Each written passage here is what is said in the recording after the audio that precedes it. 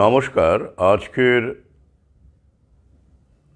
এই গুরুত্বপূর্ণ লাইভটিতে আপনাদের স্বাগত জানাই। আজকের লাইভের বিষয় মূলত ক্যালিফোর্নিয়ায় আগুন, দাবানল নেপথ্যে কি? সাদা চোখে যাকে দাবানল মনে হচ্ছে বা প্রচারে বলা হচ্ছে, মিডিয়া বলছে, তাকে কি আমরা নিছকই দাবানল হিসেবেই মানে প্রাকৃতিক বিপর্যয় হিসেবেই ধরে নেব? যেমন করে আদিমকালে দাবানল দেখে আমাদের আদিম পূর্বপুরুষেরা আগুন জ্বালানোর তাদের মধ্যে আগুন জ্বালানোর ইচ্ছে জেগেছিল। শুকনো গাছের ডালে ঘষাঘষি লেগে স্পার্ক, সেখান থেকে দাবানল। তো ক্যালিফোর্নিয়াতে যা ঘটছে এই মুহূর্তে, তা কি আদতে সেই দাবানল না অন্য কিছু? এছাড়াও আরও অন্যান্য অনেক গুরুত্বপূর্ণ বিষয় নিয়ে আজকের লাইভ। আচমকাই লাইভে এলাম, আগাম জানাতে পারিনি। কিছুক্ষণ আগে একটি পোস্ট দিয়েছি, মিনিট 10 হয়তো হবে না।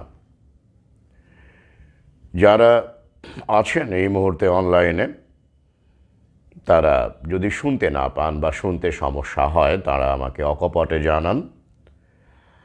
লাইভটি থাকবে যেমন থাকে, যতদিন থাকে ফেসবুকে। এছাড়াও আপনারা জানেন যে আমি ইউটিউবেও লাইভ দিয়ে থাকি আর কি। ডাউনলোড করে ইউটিউবে লাইভটা দেওয়া হয়, প্রতিটি লাইভই দেওয়া হয়। সুতরাং আপনারা চাইলে পরে শুনে নিতে পারবেন।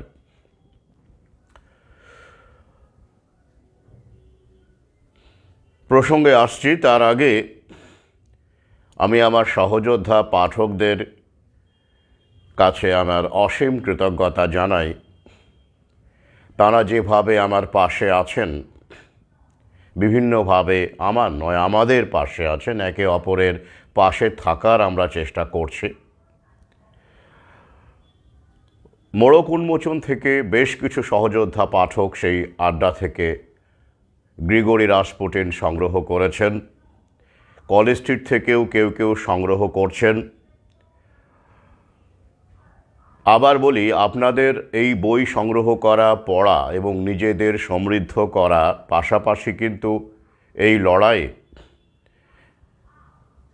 আমার লড়াই, আপনাদের লড়াই, সবার এই লড়াই আপনারা গুরুত্বপূর্ণ অবদান রাখছেন। কারণ এই বই একটা হাতিয়ার। আমার কাছে লেখক হিসেবে আমার পাথেও এখানে সেখানে যাওয়া, ছুটে যাওয়া, সভা সমিতি, আলোচনা সভা, এই সব কিছুর একটা বড় হাতিয়ার, বা বলা যেতে পারে একমাত্র হাতিয়ার এই বই। আমার সহযোদ্ধা পাঠকেরা সেটা জানেন, তাই তাঁদেরকে আমি অসীম কৃতজ্ঞতা জানাই। কৃতজ্ঞতা বলবো না, অভিনন্দন বলবো, কারণ এটা লড়াই। এই লড়াইয়ে তাঁরাও বিভিন্নভাবে তাদের মতো করে কাজ করছেন, অনলাইনে অফলাইনে তারা ছড়িয়ে দিচ্ছেন। তো ক্যালিফোর্নিয়ায় দাবানলের নেপথ্যে কি যাওয়ার আগে আরও একটি গুরুত্বপূর্ণ বিষয় বলি আপনাদের। কলকাতা বইমেলা 28শে জানুয়ারি থেকে 9ই ফেব্রুয়ারি পর্যন্ত চলবে। এখনও স্টল নাম্বার আমি পাইনি, পেয়ে যাব। যারা বই সংগ্রহ করবেন তারাও আসুন, যারা করবেন না তারাও আসুন, আড্ডা দিতে আসুন, একে অপরের সঙ্গে পরিচিত হতে আসুন। এটা অত্যন্ত জরুরি। আগামীতে যে ড্রাকোনিয়ান মেজার্সগুলো আসবে, তাই তার বিরুদ্ধে লড়াই করতে আমাদের সংখ্যা বাড়াতে হবে এবং আমাদের একে অপরের সঙ্গে যত সম্ভব পরিচিত হতে হবে, এবং যাকে বলে বেঁধে থাকা অত্যন্ত জরুরি। তাই আবার বলি, বই সংগ্রহ করলেও আসবেন, না করলেও আসবেন, সামর্থ্য না থাকলে অকপটে বলবেন, পড়ার আগ্রহ থাকলে আমাকে জানাবেন। ইতিমধ্যে অনেকে জানিয়েছে, আমি ব্যবস্থাও নিয়েছি। আরও একটি এর সঙ্গে সংযোজন, যারা ভ্যাকসিন বা ইত্যাদি বিষয়ে রিসার্চ চাইছেন বা আরটিআই চাইছেন, অনেকেই চান আমার কাছে, এবং যারা আগামীতে বাবা মা হতে চলেছেন, তাদের ক্ষেত্রে তো ব্যক্তিগত আলাপ পরিচয় ছাড়া আমি এইভাবে অনেক অভিজ্ঞতা হয়েছে আমার ফেক অ্যাকাউন্ট থেকে অনেকে অনেক রকম কাণ্ডকীর্তি করছে আমাদের বিরুদ্ধে, আপনারা জানেন। তাই সবিনয়ে বলছি, আগামীতে এই ধরনের সহযোগিতা, চিকিৎসকের সঙ্গে কথা বলা বা আপনার প্রয়োজনে ছুটে যাওয়া, সশরীরে ছুটে যাওয়া এবং এইসব বিষয়ে পরামর্শ, সাহায্য। তবে হ্যাঁ, আমি কিছুই নই। আপনাদের যদি মানে অথরিটিকে প্রশ্ন করা এবং তাদের চোখে চোখ রেখে কথা বলার ক্ষমতা থাকে, সেক্ষেত্রে আমি সহযোগীর ভূমিকা নিতে পারি মাত্র। তো সেটা আপনারা যদি মনে করেন যে প্রাকৃতিক পন্থায় আপনার সন্তানকে লালন করবেন,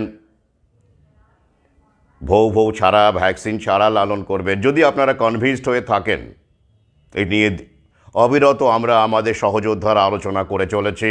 আমি তো প্রায় লাইভ করি, লিখি, বইপত্র রয়েছে, আপনারা জানেন, অমৃত সর্বত 2য় খণ্ডের। তো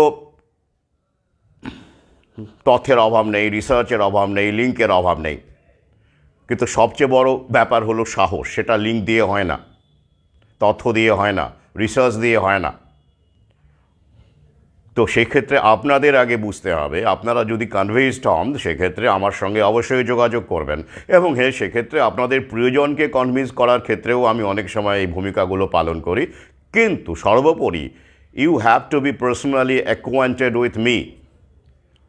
আপনি হঠাৎ করে এলেন, আপনাকে আমি চিনি না, আপনি কখনো আপনার সঙ্গে দেখা হয়নি, বা হলেও কোনো আগে একবারের জন্য হয়তো সেই 2000 সালে হয়েছিল, তারপরে আপনার কোনো খোঁজ খবর নেই, যোগাযোগ নেই, মেসেজ নেই, আচমকা এসে এলেন নিজস্ব প্রয়োজনে, আমি এটাকে স্বার্থই বলবো, নিজস্ব স্বার্থে এলেন, এসে এক্সপেক্ট করা শুরু করলেন যে আমি বা আমরা আপনার সঙ্গে এরকমভাবে সর্বান্তঃকরণে পাশে থাকব আপনার এই সিদ্ধান্তের ক্ষেত্রে। সেটা ভুল ভাববেন। হ্যাঁ, যদি কোনো অ্যাকসেপ্টেবল গ্রাউন্ড থাকে যে না, কেন এতদিন যোগাযোগ রাখেননি, বা কী ব্যাপার, কোথায় গেছিলেন, কেন আমাদের পাশে থাকেননি, বা কেন আমাদের পোস্ট ছড়াননি, হ্যাঁ, এরকমও বহু আছেন যারা প্রোফাইলে আছেন, বন্ধু তালিকায় আছেন, ইনবক্সে লড়াইয়ের সমর্থনে মেসেজ করেন, কিন্তু তাদের ওয়ালে আমরা যারা লিখছি তারা পোস্ট তারা শেয়ার করেন না। কেন করেন না, তাদের ব্যক্তিগত ব্যাপার, কিন্তু করেন না। তা এরা যদি অনলাইনেই এরকম হন, তাহলে অফলাইনে কতটা কাজ করছেন আমার সন্দেহ জাগে। কারণ এই মুহূর্তে কিন্তু ফেসবুক আপনার প্রোফাইল ব্লক করে দেবে, এইসব কারণে, ভ্যাকসিন নিয়ে বলার কারণে, ইত্যাদি কারণে ব্লক করে দেবে, তেমন নেই। কিন্তু পরিস্থিতি বদলেছে। জুকুবাবু প্রকারান্তরে স্বীকার করে নিয়েছেন। তাই দেখুন, আমি আজকেই ফেসবুকে ইংরেজিতে একটি ভ্যাকসিন বিরোধী পোস্ট দিয়েছি, দেখে নেবেন, ইচ্ছে করে দিয়েছি। কেন দিয়েছি? ফেসবুকের পলিসিটাকে আমি নিজে বুঝতে চাইছি। ইউটিউবও কিন্তু আমার এখন এই মুহূর্তের ভিডিওগুলো, যেগুলো সরাসরি স্পষ্ট করেও আমি বলছি ভ্যাকসিনের বিরুদ্ধে, প্যান্ডেমিকের বিরুদ্ধে বলছি, সেখানেও কিন্তু স্ট্রাইক আগে মেরেছে, এই চ্যানেলেও মেরেছে, কমিউনিটি স্ট্যান্ডার্ড গাইডলাইন স্ট্রাইক। বর্তমানে কিন্তু তারা মারছে না, স্ট্রাইক দিচ্ছে না। কেন দিচ্ছে না? সুতরাং ব্যাপারটা বুঝতে হবে। পালসটা ওরা বুঝতে পেরেছে, তাই এখন ওরা ভেবেচিন্তে কাজ করছে। তাই আপনি আমাদের পোস্ট শেয়ার করলে, একটা সময় ছিল 2-3 বছর আগে বা 2 বছর আগে যে মারাত্মক অবস্থা ছিল ফেসবুকে, সেটা আমরা জানি। এসব পোস্ট, প্যান্ডেমিক বিরোধী পোস্ট, ভ্যাকসিন বিরোধী পোস্ট, এগুলো শেয়ার করা যেত না, বা প্রশ্ন তোলা এগুলো শেয়ার করা যেত না, বা লেখা যেত না। আমার প্রোফাইল কতবার ব্লক হয়েছে, আমাকে 3-4টে প্রোফাইল খুলতে হয়েছিল, সেটা আপনারা জানেন। বর্তমানে কিন্তু সেই পরিস্থিতি নেই, তাই এই অজুহাতটা কিন্তু গ্রহণযোগ্য নয়। This excuse is not acceptable. তো সেই প্রমাণ রাখার জন্যই আমি ইংরেজিতে আজকে একটা পোস্ট করেছি, দেখে নেবেন।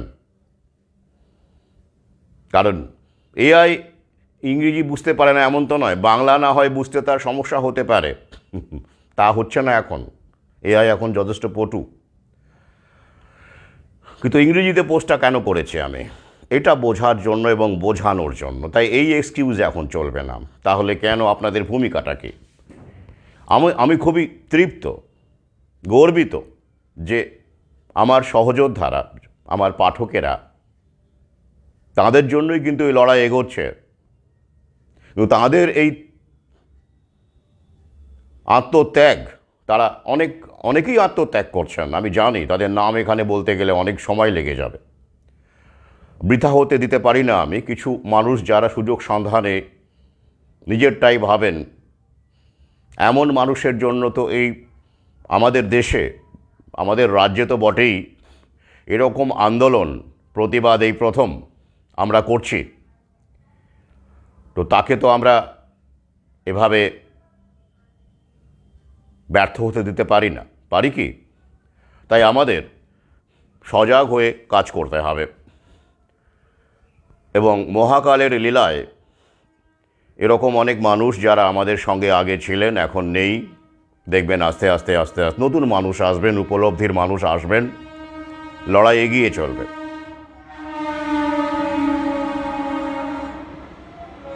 আরেকটি বিষয় আমি যোগ করেছি এই লড়াইয়ে, সেটা আপনারা জানেন। যারা বাড়িতে, যদি তাদের মনে হয় এটা সময় লাগবে, বাড়িতে সন্তান প্রসব করতে চান বা করাতে চান, তাদের জন্য ধাইমা বা মিডওয়াইফের একটা ডেটাবেস আমি করছি। এখনও সম্পূর্ণ হয়নি, কাজে লেগে আছি, যোগাযোগ রাখছে, একটা তালিকা করছে ফোন নাম্বার সহ। কারণ এটা আইনসম্মত আমাদের দেশে। আর এই পেশাটাকে বাঁচিয়ে রাখা অত্যন্ত জরুরি। আর যারা মনে করছেন এটা ব্যাকডেটেড, তাদের জন্য আমি আগের লাইভে জানিয়েছি যে নেদারল্যান্ডসের মতো দেশে, সেটা তো প্রথম বিশ্বের দেশ নাকি, দেখে নেবেন হিউম্যান ডেভেলপমেন্ট ইন্ডেক্সে নেদারল্যান্ডস কোথায় থাকে, ওদেরই ডেটায়। সেই নেদারল্যান্ডসের মতো দেশে 30%, 30% নারী হোম বার্থ দেন, বাড়িতে প্রসব করান মিডওয়াইফের সাহায্যে, ধাইমার সাহায্যে। তো এরপরেও আপনাদের মনে হবে আমরা ব্যাকডেটেড কাজকর্ম করছি? চেতনা প্রসারিত করুন। স্ট্যাচু বইটিতে শেষ যে ব্যাক কভারে আমি দুটো লাইনে সংক্ষেপে বুঝিয়ে দিয়েছি। জানালাটা কি? জানালা খোলা থাকলে দর্শন, বন্ধ থাকলে মতবাদ। বিজ্ঞান এখন একটা মতবাদ হয়ে গেছে, সায়েন্টিজম হয়ে গেছে, মতবাদ হয়ে গেছে। সেখানে প্রশ্ন করা যায় না। ফার্মা লবি তাকে হাইজ্যাক করেছে, জায়নী শক্তি তাকে হাইজ্যাক করেছে। প্রশ্নহীন বিজ্ঞানের অস্তিত্ব আছে? If you are not allowed to ask questions, is it science? No, it's scientism. আমরা লড়াই করতে করতে এইখানে এসে পৌঁছেছি। সোশ্যাল মিডিয়াও এখন আমাদের সেন্সর করার আগে 100 বার ভাবছে, তারা ভাবতে বাধ্য হচ্ছে। They are force to think. Isn't this our achievement? ছোট ছোটোভাবে আমরা এগোবো, একবারে এটা সম্ভব নয়, এটা অচলায়তন, জগদ্দল পাথর। তাই হতাশ হওয়ার কিছু নেই, আমরা এগোচ্ছি, আমরা বাড়ছি সংখ্যায়।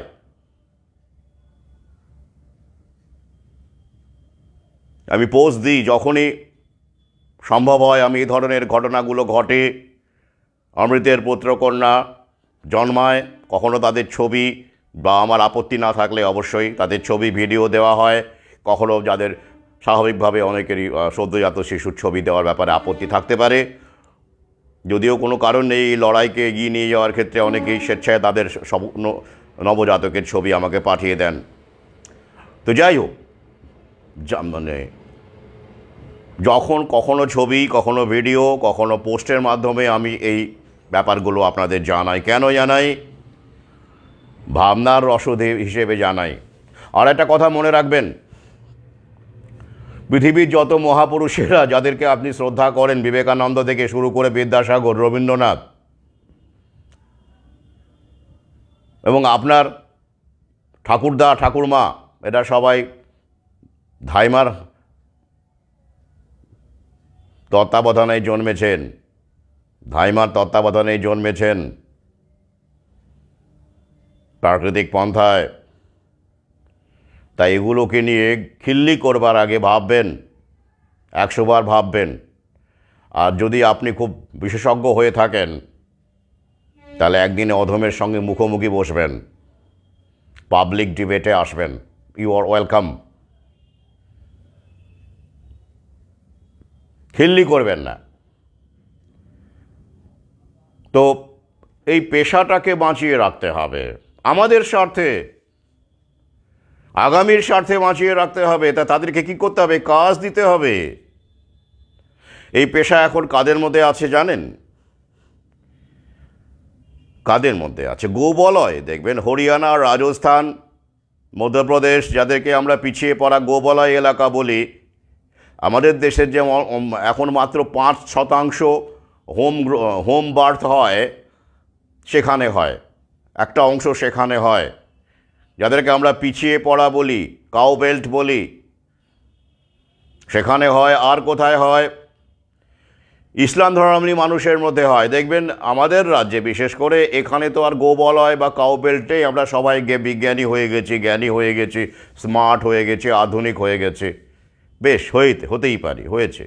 কিন্তু সব কিছুরই তো একটা ড্রব্যাক আছে। অত্যধিক বিজ্ঞানী, অত্যধিক আধুনিক হয়ে গেলে তার ঠেলা যে কী হয়। তো যার যেটা ভালো সেটা নিতে হবে। আমি তার মানে বলছি না যে গোবলয়ে যা ঘটে, অনার কিলিং থেকে শুরু করে যা কিছু সব কিছু ভালো। না না না, আমি এতে বিশ্বাস করি না। আমি কখনো কাউকে কপি করায় বিশ্বাস করি না। I am the last person to suggest copying others or other communities. ভালোটা গ্রহণ করা, যেখানে বিজ্ঞান আছে সেটা গ্রহণ করুন। খুব কঠিন কাজ যদিও, চোখ কান খোলা রাখতে হয়, পড়াশোনা করতে হয়। তবে হ্যাঁ, পড়াশোনা না করলেও অনেক সময় চোখ কান খোলা রেখেও অনেক কিছু বুঝে নেওয়া যায়। তো তাদের কাছ থেকে এই যে হোম বার্থ, ন্যাচারাল বার্থ, এটা আমরা গ্রহণ করতে পারি। এটা বিজ্ঞান। ওরা একটা ইন্ডাস্ট্রি বানিয়ে ফেলেছে, জানেন তো? এটা নিয়ে আমি ভিন্ন একটি লাইভ করব। বর্তমানে আমাদের বেসরকারি হাসপাতালগুলোতে সিজারের পরিসংখ্যান কোথায় দাঁড়িয়েছে? 49%, 49.1%। ওই 50%-ই ধরে রাখুন। কেন? আর সরকারি হাসপাতালগুলোতেও বাড়ছে একটু একটু করে। এখন 15% দাঁড়িয়েছে, 14-15% দাঁড়িয়েছে। তাহলে সিজারিয়ান সেকশন বাড়ছে কেন? এক কথায় ব্যবসায়িক কারণে বাড়ছে। হুয়ের মতো দালাল তারাও পর্যন্ত বলেছে কোনো একটি দেশের সিজারিয়ান সেকশন 15%-এর বেশি হওয়া উচিত নয়, অবাঞ্ছিত। হু পর্যন্ত বলেছে। তাহলে সিজারিয়ান সেকশন কখন হয়? কখন করার কথা? যখন কমপ্লেক্সিটি তৈরি হয়, জটিলতা তৈরি হয়, মা বা শিশুর স্বাস্থ্য জীবন বিপন্ন হতে পারে, নর্মাল ডেলিভারি সম্ভব হয় না বিভিন্ন কারণে। এ নিয়ে এটা মেডিকেল জার্গন এখন আলোচনা করছি না। কিন্তু সেটা কত পার্সেন্টের হয়? 50%-এর ক্ষেত্রে হয়। আগে তো হতো না। কত মিলিয়ন বিলিয়নের ইন্ডাস্ট্রি গড়ে তুলেছে ওরা এই প্রসূতি বিজ্ঞানের নাম করে। Industry, child delivery industry. আপনি কি পরে এলেন নাকি? আপনি তো বাংলাদেশে থাকেন সম্ভবত। আপনি কি ক্যালিফোর্নিয়া দাবানল নিয়ে খুবই আগ্রহী, মানে জ্ঞান জানতে বুঝতে আগ্রহী? আচ্ছা, আপনাকে একটু প্রশ্ন করি বাংলাদেশের বিষয়ে। মাঝে মাঝে আমি খুব ক্ষুব্ধ হয়ে যাই। অথচ ওখানেই লড়াইটা বেশি হওয়ার কথা ছিল, এই জায়নিক শক্তির বিরুদ্ধে। আপনারা বাংলাদেশে কি কোনো প্রচার আন্দোলন, আমরা যেমন এখানে সভা করি, সেমিনার করি, পথে ঘাটে বেরিয়েছি বহুবার, এই যে আমি এই অধম যেমন গ্রামে গঞ্জে ছুটে যায়, আপনারা কি তেমন কিছু করছেন ওখানে? সেরকম হলে ছবি দিন বা ভিডিও দিন। আমাকে কিছুদিন আগে আমার এক সহযোদ্ধা বাংলাদেশে আছেন, তাকে আমি শ্রদ্ধা করি, তিনি প্রত্যন্ত কয়েকটা গ্রামে গিয়েছিলেন, সেখানে ভিডিও কলের মাধ্যমে আমাকে এই এইচপিভি যেটা বাংলাদেশে দেওয়া হলো সে বিষয়ে সতর্ক করলাম ভিডিও কলের মাধ্যমে। আর আপনার শুধু জ্ঞান ও তৃষ্ণা যদি হয়ে থাকে, জানার আগ্রহ, ইউ হ্যাভ রায়, ওকে, ভালো কথা, কিন্তু শুধু জেনে কি হবে বলুন তো? যদি আপনি প্রয়োগ করতে না পারেন আপনার আশেপাশে, তাহলে আপনার theory without practice is baseless. আমি কেন এই লেখক থেকে অ্যাক্টিভিস্ট হয়ে গেলাম, বা দুটো একসঙ্গে কেন চলছে, লেখালেখি, লাইভ, গ্রামেগঞ্জে যাওয়া কেন চলছে বলুন দেখে? কারণ আমি বিশ্বাস করি কোনো জ্ঞান, নলেজ যদি বাস্তবে প্রয়োগ না করা যায়, শুধু আপনি জানলেন খুব জ্ঞান এনে, কী বলবো, বিদ্যে বোঝায় বাবুমশাই হয়ে গেলেন, সেই জ্ঞানকে আপনি আশপাশে ছড়িয়ে দিলেন না, মানুষকে সজাগ করলেন না, সচেতন করলেন না, তেমন জ্ঞানকে আমি লাথি মারি। দ্যাট নলেজ মাই ফুট, লাথি মারি সেই জ্ঞানকে। তো এরকম বহু জ্ঞানী আমরা দেখতে পাচ্ছি। সৌভাগ্যবশত আমার সহযোদ্ধাদের সিংহভাগই এরকম নন, তাই আমরা এগোতে পারছি, লড়াই করতে পারছি। কিন্তু বাংলাদেশে আমি দেখেছি, কিছু মনে করবেন না, দু একজন বাদ দিয়ে সবাই এই রকম বেশ জ্ঞানী জ্ঞানী ভাব নেন। হ্যাঁ, সেটা ভালো কথা, আপনি করছেন জেনে ভালো লাগলো, একটু করুন। ক্যালিফোর্নিয়ার আগুনটা কেন লাগলো সেটা বিস্তারিত ভিডিও আমি প্রথমেই বলেছি, একটু ধৈর্য ধরুন। এই কথাগুলোও তো বলতে হবে আমাকে। ক্যালিফোর্নিয়ার আগুন নিয়ে শুধুমাত্র আমরা বেঁচে থাকবো, ওটা কি আটকাতে পারবো? ওরাই পারছে না। আমরা আমাদের দেশে যেগুলো পারছি সেগুলো করছি, আমাদের অ্যাচিভমেন্ট, সেগুলো তো আমাদের বলতে হবে আগে। সেগুলোই এখন বলছি, তারপর ক্যালিফোর্নিয়ার আগুনে আসবো। এই ভিডিওর বিষয়টাই ক্যালিফোর্নিয়ার আগুন। যাই হোক, আর্মচেয়ার ক্রিটিক, আর্মচেয়ার রেভলিউশনারি বলে একটা ব্যাপার আছে, জানেন তো? একটা ফ্রেজ, ইডিএম, অর্থাৎ চেয়ারে বসে বিপ্লবী হয়ে যাওয়া। আর্মচেয়ার রেভলিউশনারি না, আমি এটা কখনো হতে চাই না। এরকম বহু মানুষ অনলাইনে পাবেন, তারা আর্মচেয়ার রেভলিউশনারি, চেয়ারে বসে বিপ্লবী। বিপ্লব করতে গেলে মানুষ, বিপ্লব মানে আমি তথাকথিতভাবে ওই মার্কসিস্ট রেভলিউশনের কথা বলছি না, বাপ রে, ওটা তো হাইজ্যাক হওয়া সমাজতন্ত্র, যেটা আমি গ্রেগরি রাসপুটিনের তথ্য সহকারে উল্লেখ করেছি। আমি তার কথা বলছি না। চেতনার বিপ্লব যেটা আমরা করছি, বিপ্লব এই অর্থে যে আদি থেকে যে আমরা ইনহেরিট করেছিলাম শেকড়, যে জ্ঞান, সেখান থেকে আমাদের বিচ্ছিন্ন করা হয়েছে। তাই আমরা ফিরে দেখার চেষ্টা করছি, শেকড় ছোঁয়ার চেষ্টা করছে। অগ্রগতির ওভারডোজ, বাঁচতে চাইলে শেকড় খোঁজ। গ্রেগরি রাসপুটিনে তো প্রথমেই বড় বড় অক্ষরে, হস্তাক্ষরে ওটা লেখা হয়েছে। তাই একটুখানি ধৈর্য ধরুন। আর আমার লাইভগুলো বড় হয় বলে অনেকেই বলতেন, কিন্তু এই বড় বড় লাইভের গুণেই কিন্তু কিছু কিছু মানুষ যারা সত্যিকারের যোদ্ধা, তাদেরকে আমি পেয়েছি। প্রথম থেকেই আমার এটাই ইচ্ছে ছিল। ওই গাদাগুচ্ছের ভিড় বাড়িয়ে বহু সাবস্ক্রাইবার করে, বিলিয়ন ভিউ, 1000 ভিউ করে কোথায় কী হলো, কোথায়? আর এই আমাদের সহযোদ্ধা আমরা যারা রয়েছি, তো সেক্ষেত্রে আমাদের ভিউ এখানে ম্যাটার করে না, কোয়ালিটি অফ ভিউয়ার্স ম্যাটার করে। আমি এই কোয়ালিটি অফ ভিউয়ার্সকে বারবার টানতে চেয়েছি আমার দিকে, এবং সেখানে সাফল্য আসছে আমাদের। আমরা লড়াই করছি, এগোচ্ছি, অনস্বীকার্য। তো যাই হোক, এই ইসলাম ধর্মাবলম্বী মানুষের মধ্যে রয়েছে হোমবার্থ এখনও। আর এই কারণেই নেতাজি এবং বিবেকানন্দের মতো মানুষ, যা বিবেকানন্দকে ওই যে কিছুদিন আগে ইসকনের লোকজন, তারা বড় হনু হয়ে গেছে এখন, ফোর্ডের টাকায়, মার্কিনি টাকায়, তাকে নিয়ে সেই মাংস খেতে আমিষের পক্ষে কথা বলেছেন। বাহ, হয়ে গেল শুরু। তো যাই হোক, সেই বিবেকানন্দ, সুভাষচন্দ্রের মতো মানুষ বারবার কিন্তু আমাদের দেশের হিন্দু মুসলমানের মধ্যে সংঘাত করতে চাননি, কারণ তারা যুগদ্রষ্টা ছিলেন। নেতাজি বিশেষ করে আরও পরে তিনি যুগদ্রষ্টা ছিলেন বলেই তিনি কিন্তু বারবার করে এই হিন্দু মুসলমানের সংঘাত যারা করতে চেয়েছে সেই সময়ে শ্যামাপ্রসাদ মুখার্জি বলুন বা আরও যারা বলুন তাদেরকে সাবধান করেছেন, সতর্ক করেছেন। এবং সুভাষচন্দ্র নিজে তার আজাদিন বাহিনী থেকে শুরু করে আজাদিন গভর্নমেন্টের উঁচু উঁচু পোস্টে অনেক জায়গায় ইসলাম ধর্মাবলম্বী মানুষকে রেখেছিলেন। কেন রেখেছিলেন? শাহনওয়াজ খানকে মনে আছে কেন রেখেছিলেন? ভাবতে হবে। আপনি যদি গোঁড়া হিন্দুত্ববাদী হয়ে থাকেন তাহলে এগুলো বুঝতে পারবেন না, আর এখনও যদি না বোঝেন তাহলে কোনো দিনই বুঝবেন না। তার আগেই যাই হোক, শুধু তাই নয়, সুভাষচন্দ্র যখন দেশ ছেড়ে পালান বিভিন্ন রকম নাম নেন তিনি, তার মধ্যে একটি নাম ইসলাম নামও ছিল, ইসলামী নামও তিনি গ্রহণ করেছিলেন, ছিলেন তো। তো যাই হোক, সেটা ভিন্ন প্রসঙ্গে চলে আসে। তাই আবার বলছি, আহ্বান রাখছি, বইমেলার আমি স্টল নাম্বার দিয়ে দেব, আসুন, দেখা করুন, আগামীর পরিকল্পনা, সচেতনতা, সাবধানতা ছড়িয়ে দিন এবং একে অপরের সঙ্গে আরও বেশি করে ব্যক্তিগতভাবে পরিচিত হন। ফোন নাম্বার রেখে দিন, নেটের ভরসা নেই আগামীতে। এবারে আসছি আজকের লাইভের মূল প্রসঙ্গ, ক্যালিফোর্নিয়ার আগুন।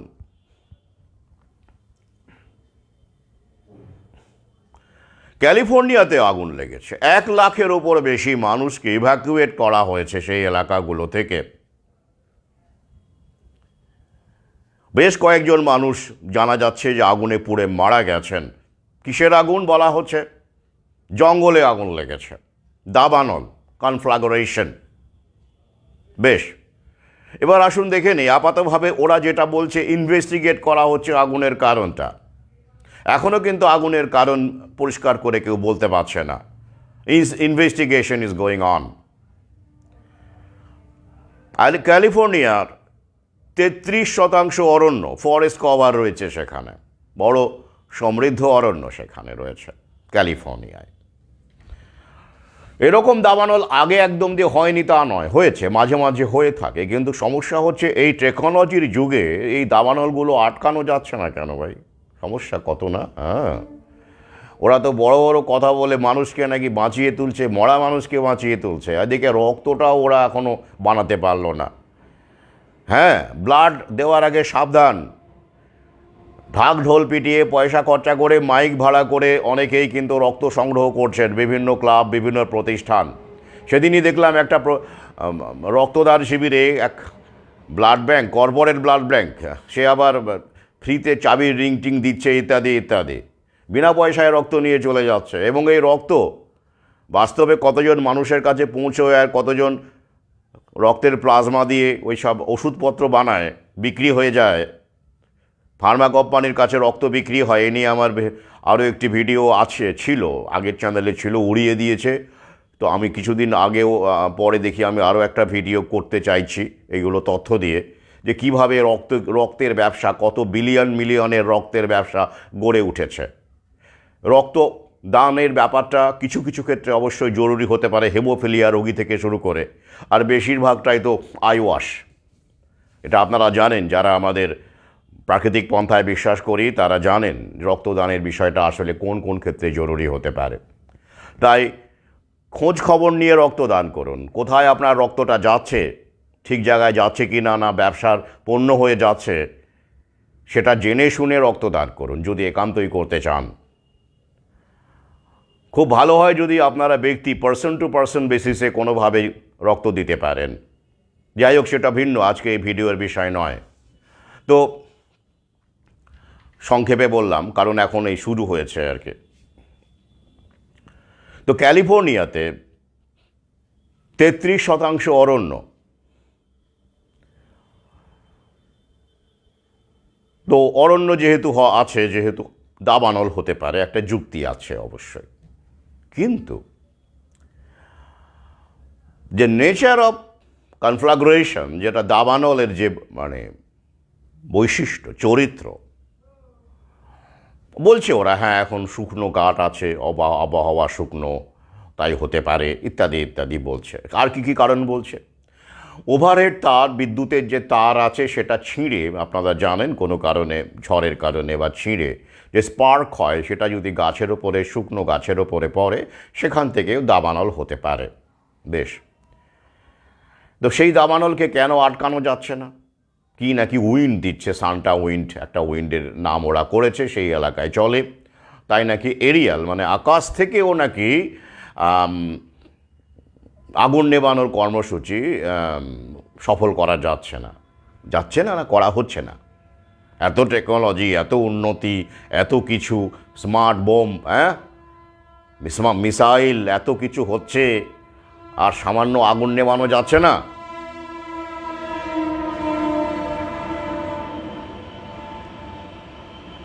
সামান্য আগুন নেবানো যাচ্ছে না।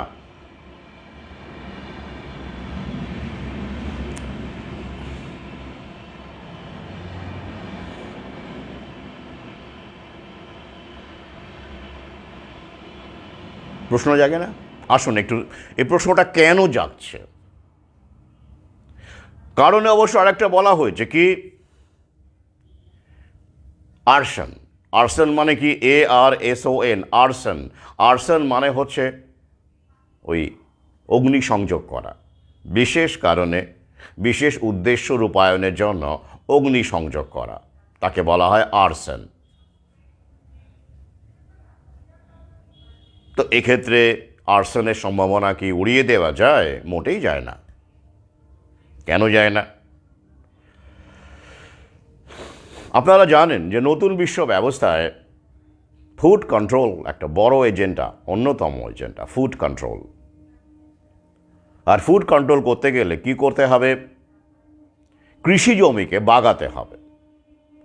কাদের আন্ডারে আনতে হবে? কর্পোরেটদের আন্ডারে আনতে হবে।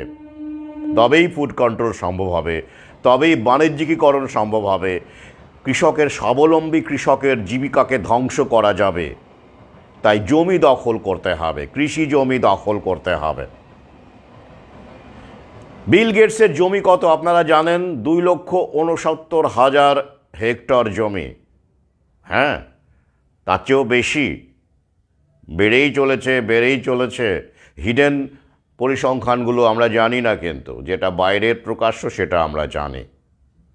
তো বিল গেটস কেন জমি কিনছেন? উনি তো সফটওয়্যারের লোক ছিলেন এক সময়, তারপরে ভ্যাকসিন কিং হয়ে গেলেন।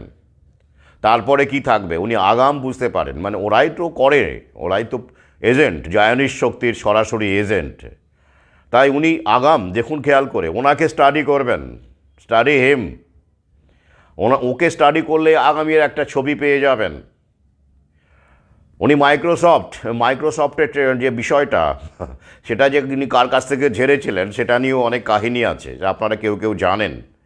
ওটা কার আসলে, কার ব্রেন চাইল্ড সেই সফটওয়্যার উইন্ডোজ, এ নিয়ে পরে ভিন্ন ভিডিও করব। তো সেইখান থেকে উনি যাত্রা শুরু করলেন, করে রিচেস্ট পারসন হলেন। একসময় 1 নম্বরে ছিলেন, এখনও 10-এর মধ্যে, 10-15-র মধ্যে ঘোরাঘুরি করেন। তারপরে উনি কিসে ইনভেস্ট করলেন? Vaccine, Pharma. তারপরে এই প্যান্ডেমিক চলে এলো, দেখুন খেয়াল করে, প্যান্ডেমিক চলে এলো, তারপরে মানে প্যান্ডেমিক চলে এলো। বিল গেটস ভ্যাকসিনে চলে গেলেন, তারপরে প্যান্ডেমিক এলো গোটা বিশ্ব জুড়ে। ভাববেন না? ভাবতে হবে। কেন? উনি জানতেন, বা ওরা নিজেরাই তো ইনস্ট্রুমেন্টাল। উনি বেলজিয়ামে বা বিভিন্ন জায়গাতে, আমি অমৃত সৌরভ 2য় খণ্ডে লিখেছি, রিহার্সেল করেছিলেন। প্যান্ডেমিক এলে কী করে একটা ড্রিল করেছিলেন, হ্যাঁ, তার ছবি সহ 2য় খণ্ডে রয়েছে বিল গেটসের সেই প্যান্ডেমিক ড্রিল, রিহার্সেল। হ্যাঁ, আগেই করেছিলেন। তো কেন করেছিলেন? Why did he do that? তিনি জানতেন what is going to happen.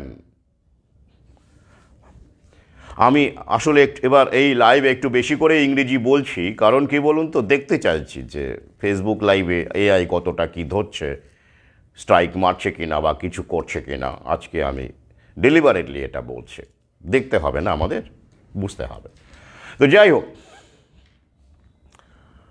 So he was well aware what was going to happen, and he did that deliberately.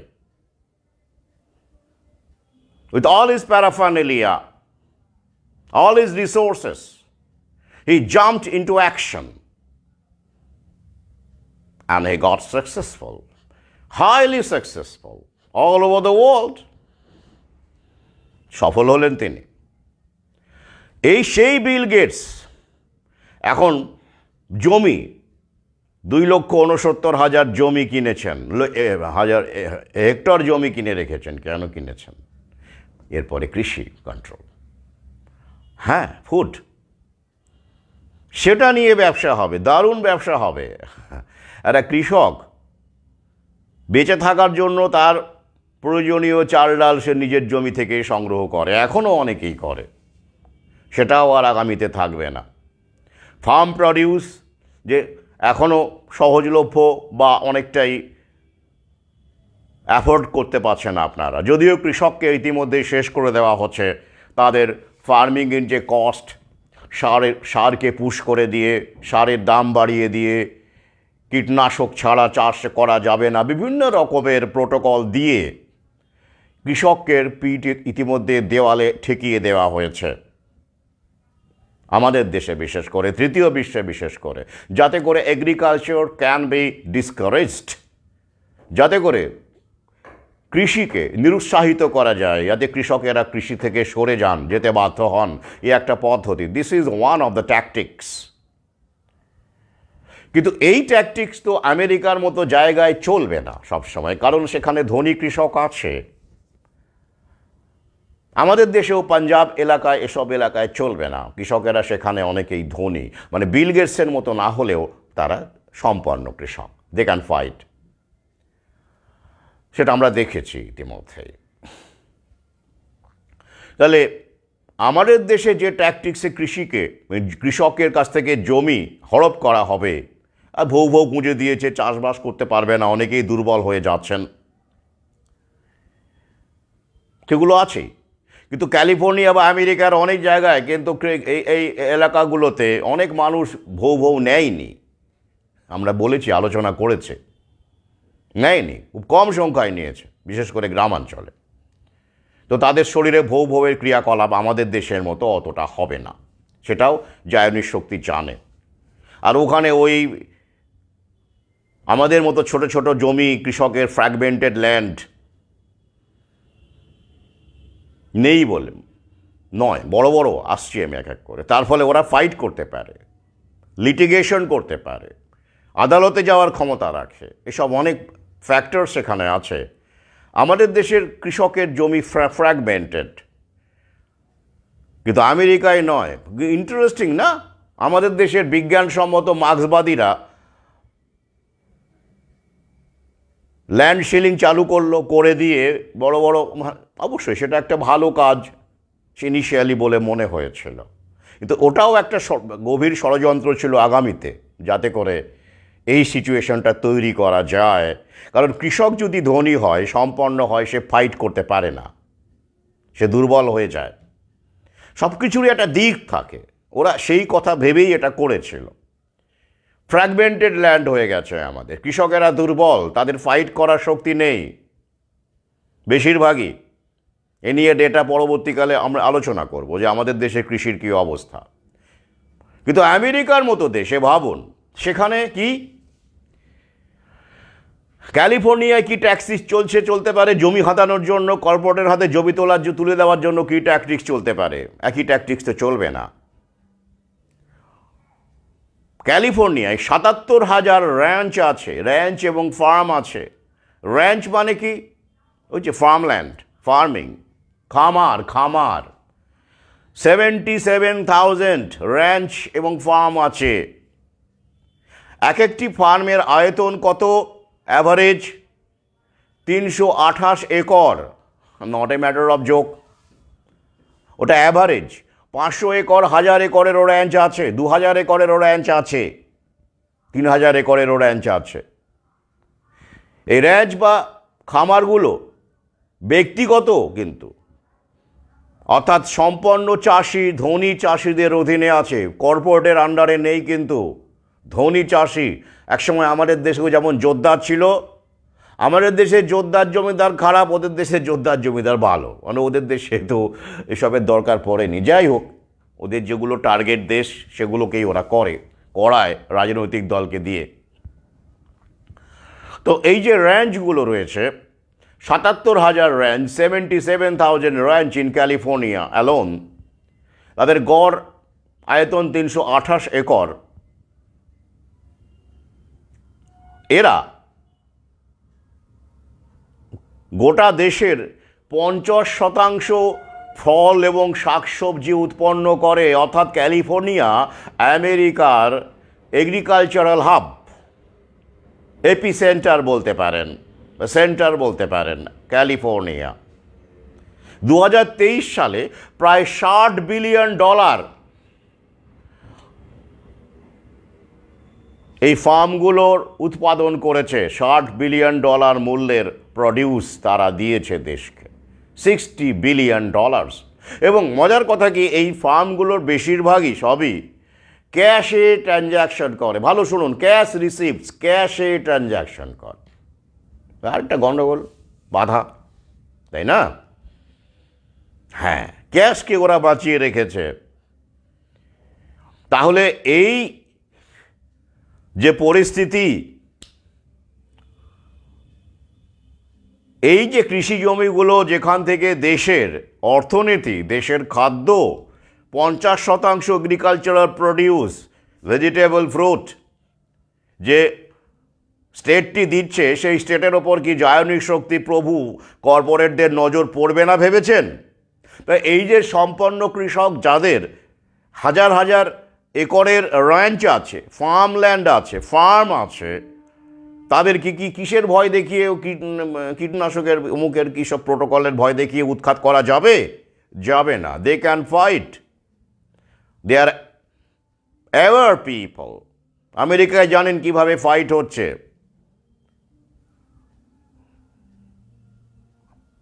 এটা আপনারা জানেন।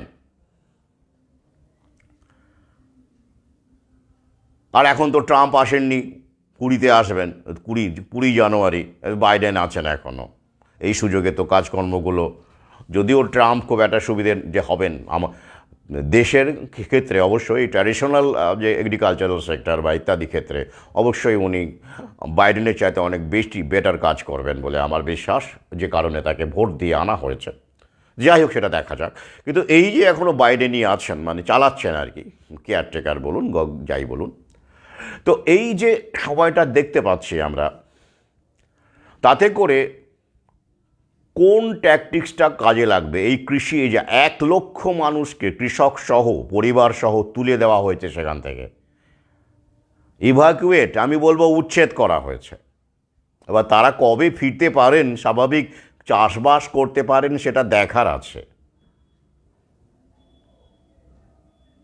পুড়ে গেছে, সব ছাই করে দিয়েছে ওরা।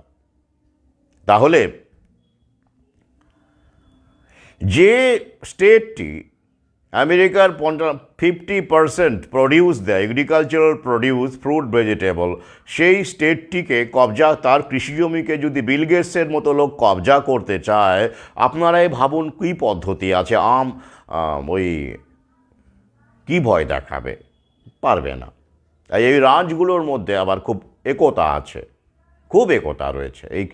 এবং বিভিন্ন কর্পোরেট যখন এখানে জমি টমি বা মানে খনির জন্য বা বিভিন্ন কারণে, ওই যে প্রজেক্ট, রিসর্ট ইত্যাদি ইত্যাদির জন্য যখন যায়, এরা কিন্তু একযোগে, ব্যাপারটা পছন্দ না হলে, যদি মনে হয় যে না, এতে করে ক্ষতি হবে, এগ্রিকালচারের ক্ষতি হবে, এলাকার ক্ষতি হবে, তারা কিন্তু একযোগে প্রতিরোধ করে এই রাঞ্চগুলো। এই নিয়ে অনেক ফিল্ম আছে, বাস্তব ডকুমেন্টারি রয়েছে।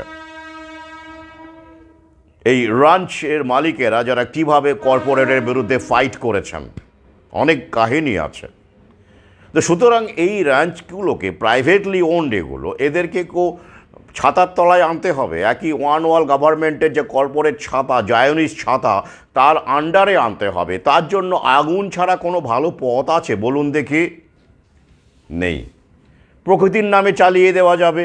এখন যেমন হার্ট অ্যাটাক, ব্রেন স্ট্রোক, কিসের নামে চালিয়ে দেওয়া হচ্ছে? লাইফস্টাইল। আমাদের মতো কতিপয় মানুষ যারা কজন এখনও বুঝছেন। সেদিন একজন চিকিৎসক, একসময় আমার সঙ্গে খুব সুসম্পর্ক ছিল, প্র্যাকটিসিং চিকিৎসক, MBBS, তো তিনি আমাকে ফোনে কথা হয় মাঝে মধ্যে, উনি খুব অভিমানে ভোগেন এখন, মানে হয়তো কমপ্লেক্সিটিতে ভোগেন, কারণ যে কাজটা ওদের করার কথা ছিল আমাদের মতো অশিক্ষিত পাবলিক সেই কাজগুলো করছে। তো উনি বললেন ফোনে, হ্যাঁ করোনা নিয়ে ভ্যাকসিন নিয়ে আমি অনেক কিছু জানি, হ্যাঁ কিন্তু মানে জানি এটা মোদির ব্যবসা, অমুক তমুক বললেন। তো তিনি এবার বলছেন, এই যে তুমি বলছো, আমার চেয়ে অনেক সিনিয়র, 70-এর ওপর বয়স, এই যে তুমি বলছো ভ্যাকসিনের কারণে এরকম হচ্ছে, হার্ট অ্যাটাক হচ্ছে, ব্রেস্ট স্ট্রোক হচ্ছে, কোনো প্রমাণ আছে? আমি বললাম প্রচুর স্টাডি আছে। বললো না, তথ্য আর প্রমাণ নাকি এক নয়। উনি বললেন তথ্য আর প্রমাণ নাকি এক নয়, প্রমাণ নেই। পোস্টমর্টম উনিও করেছেন। আমি বললাম যে টেকনোলজিটা অনেক বদলেছে এখন পোস্টমর্টমে আপনি আগে যেমন করে করতেন, এখন যারা জায়নিক শক্তির বিরুদ্ধে লড়াই করছেন যেসব চিকিৎসক, সবাই তো আর দালাল নন, তারা কিন্তু অনেক টেকনোলজি তারাও জানেন। যাই হোক, উনি একটু মনক্ষুণ্ণ হলেন আর কি। তো এবার দেখুন মজাটা কি, এবার আমি বলি এখানে, তাকেও বলেছি যদি তিনি বুঝে থাকেন, বেশ ধরে নিলাম প্রমাণ নেই, এই যে মারা যাচ্ছে হার্ট অ্যাটাক, আপনি তো গিয়ে ওখানে পোস্টমর্টেম করেননি, কে আছে? আমাদের তো এখানে কেউই নেই। তাহলে ওগুলো কি আমরা আমাদের যে ল্যান্ডসেট পত্রিকা, সেখানেও বেরিয়েছে এই যে তথ্যগুলো বলছে বিভিন্ন যারা ভ্যাকসিন নিয়েছেন তাদের, যারা বেঁচে আছেন তাদের মধ্যেও কিভাবে পেরিকার্ডাইটিস, মায়োকার্ডাইটিসের মতো বিষয়গুলো ঘটার পরিস্থিতি তৈরি হয়েছে বা ঘটছে। সবাই তো মারা যাবেন এমন নন। তো সে তথ্যগুলো আছে। তাহলে এবার বলুন, প্রমাণ আর তথ্য নাকি আলাদা? তাহলে তথ্য প্রমাণ কথাটা একসঙ্গে আমরা বলি, তাহলে প্রমাণ মানে ব্যক্তিগত গিয়ে আমাদের সংগ্রহ করতে হবে। ধরে নিলাম প্রমাণ নেই, ধরে নিলাম, বেশ, তথ্য থাকলে আমরা বলবো না? তথ্য তো আমরা বলতে পারি, চারদিকে তো এত তথ্যগুলো আমরা বলবো না? এই তথ্যগুলোই তো বলছি, আমি লিঙ্ক দিচ্ছি, সেটা কি অপরাধ করছি না? সমস্যা এখানে ওই যে ইগো,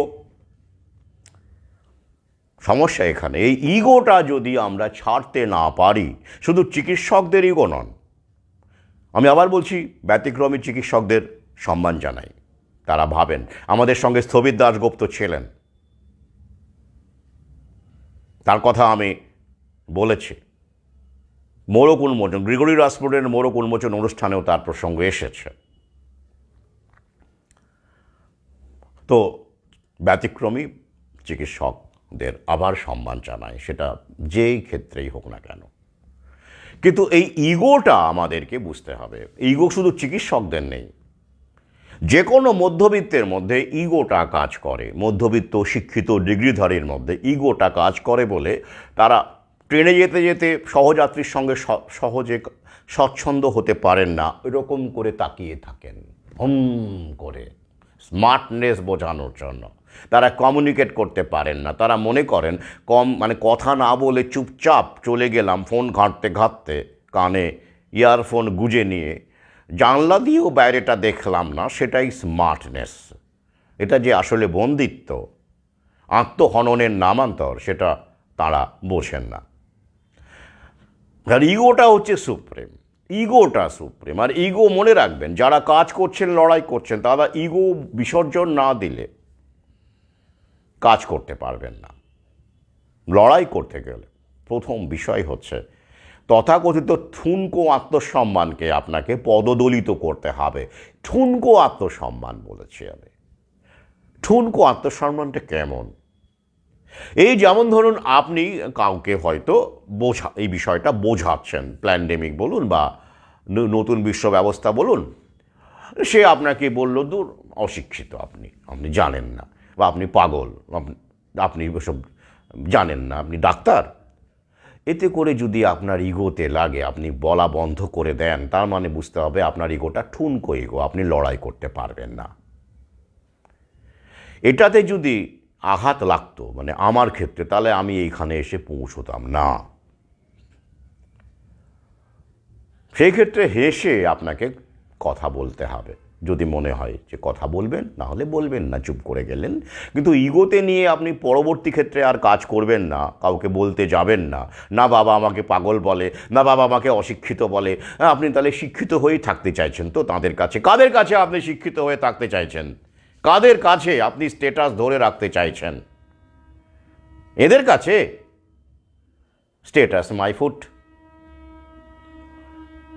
সেই রবি ঠাকুরের মতো মানুষ, অন্তত সেই আমলে, যিনি অবশ্যই তাকেও আপোস করতে হয়েছে নোবেল প্রাইজ পাওয়ার জন্য, তার তো অনেক কথা আছে যেগুলো আমরা সেখান থেকে শিখতে পারি। We can learn from them, from those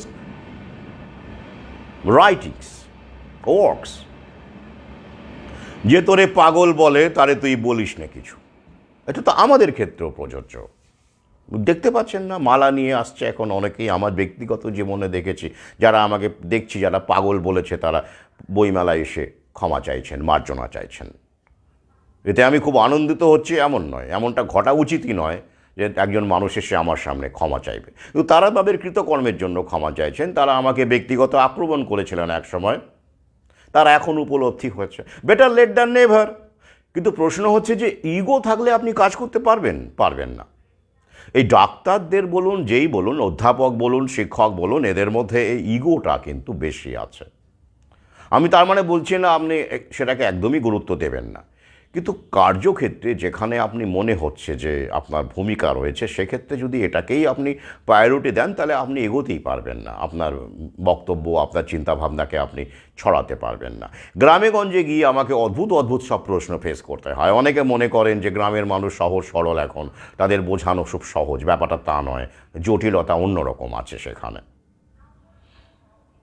অনেক রকমের প্রশ্ন। আমি যদি তথাকথিতভাবে সেটা ভাবি যে তারা যেসব প্রশ্ন আমাকে করেন, করতে এখন কম করেন, আগে বেশি করতেন প্রথম প্রথম। আমার সহযোদ্ধারা সাক্ষী আছে, বিশ্বজিৎ, করিমপুরের অনেকেই সাক্ষী আছে, যেরকম প্রশ্ন তারা ফেস করেন আমাকে করতে হয়েছে। বা কালিয়াগঞ্জে সুব্রত, কীরকম প্রশ্ন, দু একটা নমুনা বলি। করিমপুরের এক মাচায় বসে এক মধ্যবয়স্ক মানুষ, তিনি আমাকে প্রশ্ন করলেন। তাদের রেসপেক্ট করি আমি, তারা সরাসরি মানে গোপন না করে প্রশ্ন করেছেন। আপনি যে এখানে এসেছেন, আপনার কী স্বার্থ? স্বার্থ ছাড়া কেউ কাজ করে? নিশ্চয়ই আপনার কোনো স্বার্থ আছে। আপনি 300 টাকা 400 টাকা গাড়ি ভাড়া দিয়ে করিমপুরে যাতায়াত মিলে ওখানে এত খরচা করে আপনি এসেছেন কলকাতা থেকে, আপনার কী স্বার্থ? নিশ্চয়ই কোনো স্বার্থ আছে। সেটা কি আপনার, আমাদের বলুন দেখি। এইরকম প্রশ্ন করেছেন তারা। তা আমি যদি ইগোতে ভুগতাম, ঠুনকো ইগোতে ভুগতাম, তাহলে তো আমি গ্রামে গঞ্জে যাওয়া বন্ধই করে দিতাম, বরং আমার বেড়ে গেল গ্রামে গঞ্জে যাওয়ার ঘটনা। তার পরবর্তীতে বিশ্বজিৎ সহযোদ্ধা সে যদি থাকে, সেই আমার লাইভ শোনে, সে ব্যাপারটা তার নিশ্চয়ই মনে থাকবে। তারপর আমি কিভাবে সেই লোককে, ভদ্রলোককে বুঝিয়েছিলাম, সেই গ্রামবাসীকে বুঝিয়েছিলাম, সেটাও নিশ্চয়ই তার মনে আছে। যাই হোক, আমি এখানে বলছি না, আগেও ভিডিওতে মনে হয় বলেছি। এটা তো গেল একটা। আরও একটা ঘটনা, সেটা হচ্ছে কালিয়াগঞ্জের ঘটনা, যেগুলো মনে থাকে। প্রচুর ঘটনা ঘটে, কিছু কিছু ইন্টারেস্টিং যদি মনে থাকে আর কি। সেখানে এরকম ছিলেন সহযোদ্ধা, সেখানে সুব্রত ছিল, হ্যাঁ সুব্রত ছিল, মনসুর ছিল। সেখানে এরকম একটা আলোচনা সভা হচ্ছে। একটা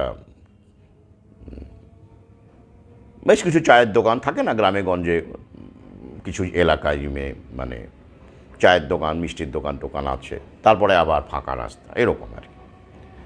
সেখানে লোকজনের আড্ডা টাড্ডা হয়, গ্রামবাসীরা আসেন। তো সেখানে বোঝানো হলো, কথা হলো, বলছি। সেই সময় একটি যুবক, সে এখন আমার ইউটিউবে আছে, যাই হোক, যুবক, সে বলে, আপনি কলকাতা শহরেও কি এরকম সভা করেন? নিশ্চয়ই করেন না। গ্রামেগঞ্জের মানুষকে বোকাশোকা পেয়ে এসেছেন বোঝাতে। শহরে, কলকাতা শহরে আপনার বক্তব্য নিশ্চয়ই কেউ শোনে না। শুনলে কি এখানে আসতেন? তাই আমাদের বোকাশোকা মানুষকে এসব ভ্যাকসিন দিয়ে ভুলভাল বলছেন, ইত্যাদি বলছেন, যাতে করে আমাদের আরও শরীর খারাপ হয়, বিপদ বাড়ে, ইত্যাদি ইত্যাদি। এখনকার কথা নয় কিন্তু, সেই সময়ের কথা, অতীতের কথা, 2021-22 এই সময়ের কথা। কী ভাববেন এরপরে? এরপরে আপনি কি করবেন? যদি আপনার মধ্যে ইগো কাজ করে, আপনি এগোতে পারবেন, আপনি কাজ করতে পারবেন, মানুষের পাশে থাকতে পারবেন? আপনারা তখন বুঝতে হবে এই মানুষটি যে কথাটা বলছে সেটা এই সিস্টেম থেকে উঠে আসা কথা, তার ভেতরের কথা নয়। সিস্টেম, মিডিয়া তার মধ্যে তার মগজে, তার ঠোঁটে এই বুলিগুলো ঢুকিয়ে দিয়েছে। সে সেইভাবে আচরণ করছে। সে আসলে জানতে চায়, বুঝতে চায়, তাই সে প্রশ্ন করে ব্যাপারটা জানতে চাইছে, নিশ্চিত হতে চাইছে। আপনার কর্তব্য তখন তাকে প্রশ্নকে ঠান্ডা মাথায় বুঝিয়ে দেওয়া, উত্তর দেওয়া। তখন তাকে আমি বললাম, হ্যাঁ ভাই, আমি শহরেও বলি, তুমি প্রমাণ দেখতে চাও? হ্যাঁ হ্যাঁ, অবশ্যই দেখতে চাই। বেশ, তখন ওই টিউবের আমার যে বিভিন্ন যখন শহরের যে সভাগুলো আছে, আপনারা জানেন, অনেক সেমিনারে আমার বক্তব্য আছে, রামগোপাল মঞ্চ, এই যে সব বিভিন্ন রকম ভিডিও, সব তো আর নেই, কিছু কিছু ইউটিউবে রাখা আছে। এই কারণেই রাখা আছে, আপনারা শুধু দেখবেন, শুধু তাই নয়, আমাকে দেখাতেও হয় গ্রামে গঞ্জে গিয়ে। এই দেখো ভাই, একটা মঞ্চে আমি বক্তব্য রাখছি, দেখো, এটা কলকাতা। দেখলো, শুনলো, তারপরে সে কনভিন্সড হলো। তাই তো, এটা কাজ করে, এটা সাইকোলজি। আপনি প্রত্যন্ত গ্রামে গিয়ে মানুষকে যদি বলেন আপনি কলকাতা থেকে, কলকাতা থাকায় এসেছেন, কলকাতার লোক, তখন সবাই না হলেও একটা উল্লেখযোগ্য অংশ, বলতে গেলে সবাই ইমপ্রেসড হবে, বাবা কলকাতা থেকে এসেছে। আর এইভাবে দেখবেন অনেক ইনস্টিটিউশন, এডুকেশনাল ইনস্টিটিউশন, আমি একসময় বহু জায়গায় পড়িয়েছি, তারা বলে তাদের ব্রাঞ্চ আছে বিভিন্ন জায়গায়, কম্পিটিটিভ এক্সামিনেশনের কথাই ধরুন, এখন তো যাই হোক আছে, এবং তারা সেখানে কী হয়, তারা বলে কলকাতা থেকে আসছেন অমুক বিশেষজ্ঞ, ইংরেজির বিশেষজ্ঞ, অঙ্কের বিশেষজ্ঞ শিক্ষক আসছেন কলকাতার, অথবা বলা হয় কলকাতার শিক্ষক দিয়ে পড়ানো হয়। আমাদের কলকাতায় বসে সেন্টারগুলো কি করে, আবার আইএএস যখন যারা গাইড করে, আইএএস গাইড হয় যখন, আইএএস আইপিএস, দিল্লির শিক্ষক দিয়ে পড়ানো হয়, দিল্লি থেকে আসেন, ফ্লাইটে আসেন, দিল্লি থেকে পড়ানো হয়। কেন হয়, কেন এই প্রচারগুলো কেন হয়? এটা সাইকোলজি। আমরা এইভাবেই ভাবতে অভ্যস্ত হয়ে গেছি।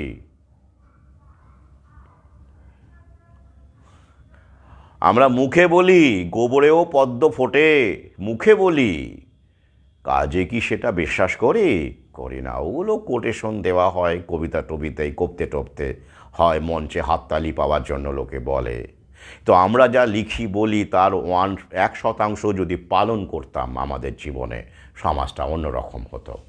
আমরা হাততালি পাওয়ার জন্য এসব বলি, করি, গোবরে পদ্ম ফুল ফোটে, কিন্তু আমি বিশ্বাস করি গোবরে পদ্ম ফুল ফোটে, আর তাই আমি ছুটে যাই।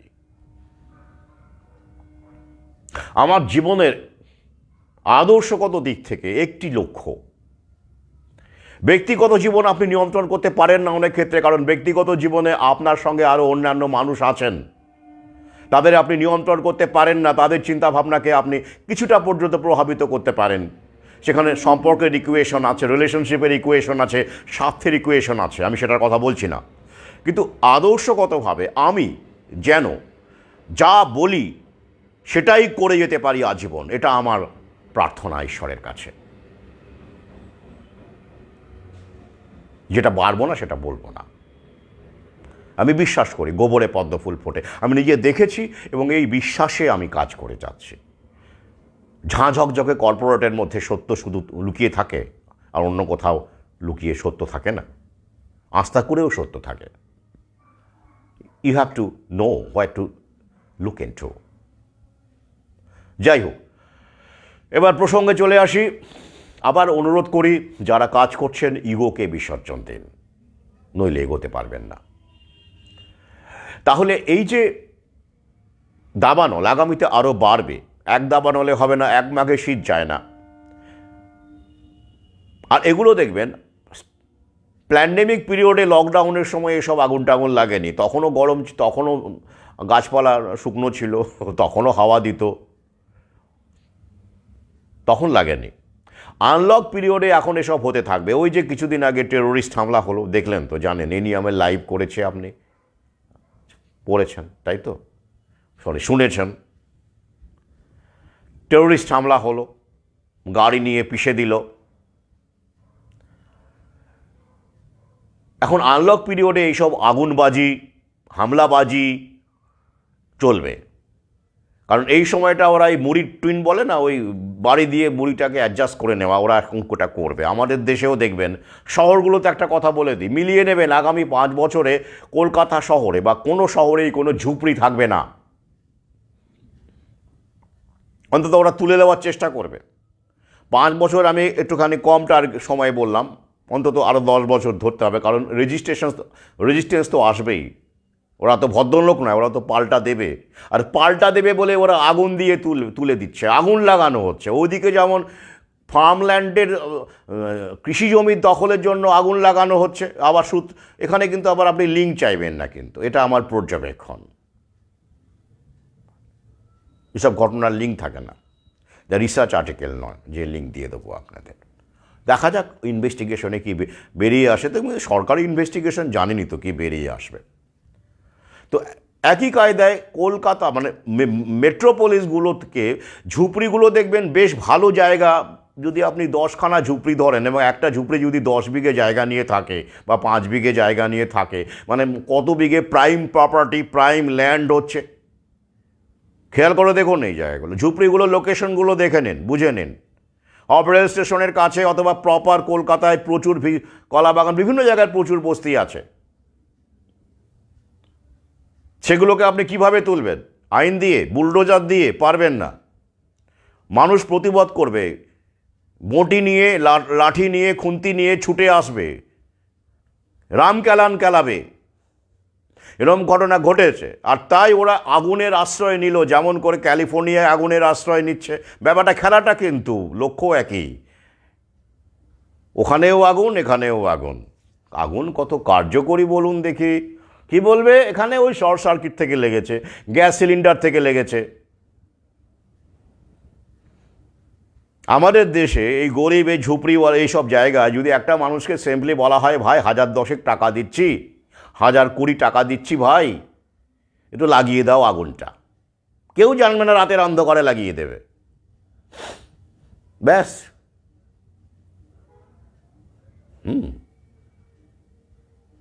যে দেশে টাকা পয়সা দিয়ে মন্দির মসজিদে গরুর মাংস, শুয়োরের মাংস ফেলা যায়,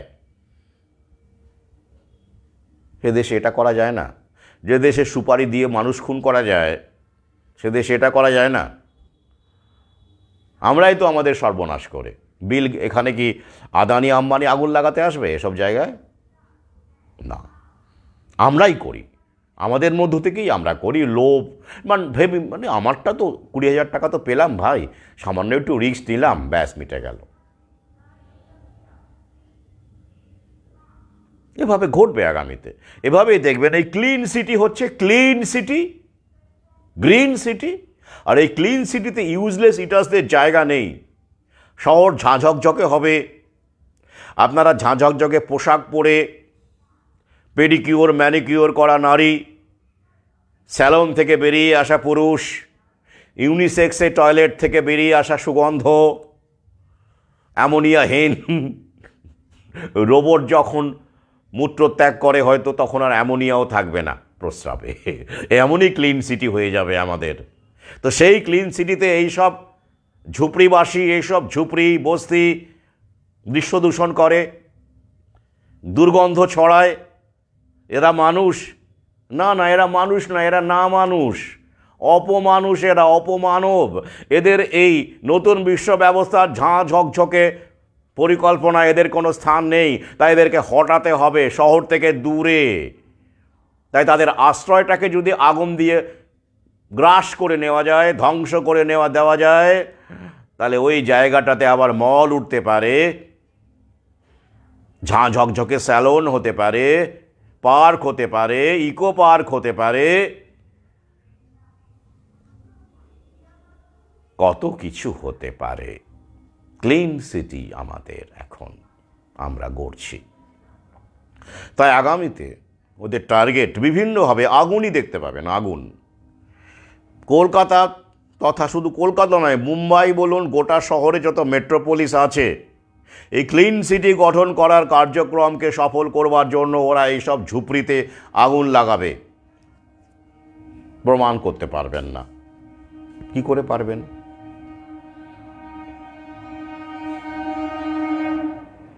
আইন আদালত সব ওদের হাতে। দেখতে পাচ্ছেন না, আবার ওই যে স্কুল সার্ভিসের ব্যাপারটা বলেছিলাম, সেটা বাম আমলে প্রাইভেট এমপ্লয়মেন্ট এক্সচেঞ্জের মাধ্যমে যাদের নিয়োগ হয়েছে প্রাইমারি শিক্ষক, তাদেরকেও তদন্ত করা হচ্ছে যে জাল কিনা। ভাবুন, আমি বারবার বলেছিলাম যে একেবারে মানে মাটি মাটি বলে যারা গালিগালাজ দিচ্ছে, ওই চিরকুট মাটি, বাম আমলে নিয়োগ মানে চিরকুট, আর ওদিকে মানে মাটি, একে অপরের সঙ্গে লড়াই করছে, খেয়ে করছে। ডিভাইড অ্যান্ড রুল সরকার তো করেই দিয়েছে, মানে প্রভুদের ইচ্ছায় কর্তার ইচ্ছায় কর্ম। আর সরকার তো এখান থেকে উকিলের মাধ্যমে প্রচুর ইনকাম করছে, সেখানে ঝুঁকে যাচ্ছে পার্টি ফান্ডে, দাদা দিদিরা সব ইনকাম করছে। এখন সবাইকেই তদন্ত করা হবে, নিয়োগ বন্ধ। আর লোকে ভাবছে কি স্বচ্ছতা হচ্ছে, স্বচ্ছতা সব করে স্বচ্ছভাবে সব কিছু করে নিয়ে তারপর নিয়োগ হবে। এই করতে করতে মাথার উপরে ভগবানও থাকবে না, চুল তো দূরের কথা।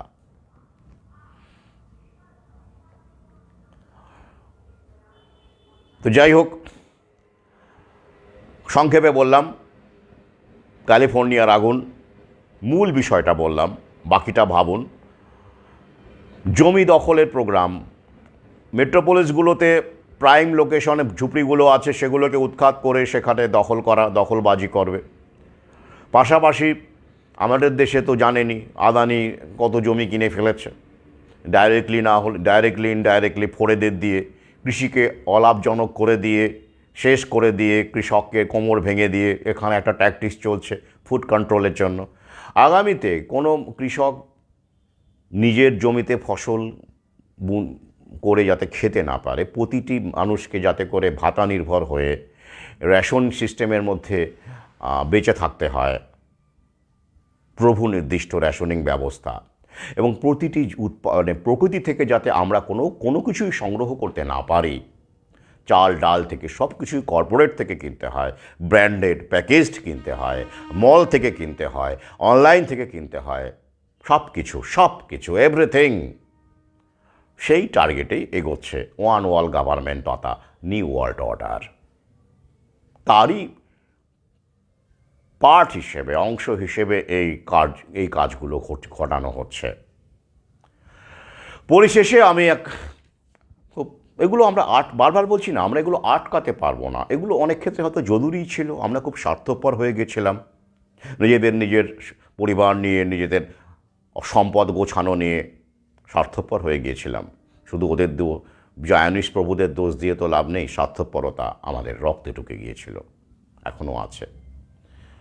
আমরা আশপাশের কথা ভাবিনি, শুধু নিজেরটাই ভেবেছি। তো তার জন্যই হয়তো এই শাস্তিটার দরকার ছিল আমাদের। প্রক্রিয়াটা আমরা আটকাতে পারবো না, we cannot stop the process, but we can be aware and make people aware. We can slow down the process as much as possible. আমরা কিন্তু পারছি সেটা, বিভিন্ন দেশে, গোটা বিশ্বে সেটা কিন্তু ঘটছে। এইচপিভি ভ্যাকসিন কিন্তু আমাদের দেশে এখনও ঢুকলো না, মানে দেওয়া হলো না, ভাবতে হবে। যেটা বাংলাদেশে দেওয়া হলো, অনেক জায়গায় দেওয়া হয়েছে, অনেক স্কুলে, কিন্তু আমাদের দেশে কিন্তু সার্ভাইকাল ক্যান্সার ভ্যাকসিন এখনও স্কুলে দেওয়া হয়নি, আটকে রাখতে বাধ্য হয়েছে ওরা। কেন? এটা কিন্তু আমাদেরও একটা অবদান আছে। We also have the contribution here আছে। আর পরিশেষে আরেকটা সুখবর দিই আপনাদের।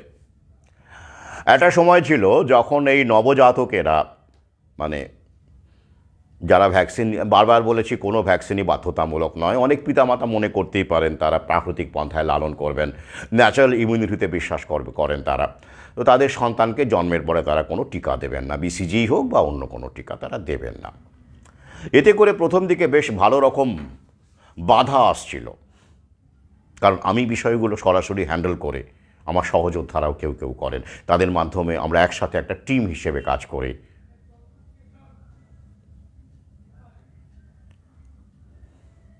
তো এখন বর্তমানে কিন্তু কোনো বাধাই নেই।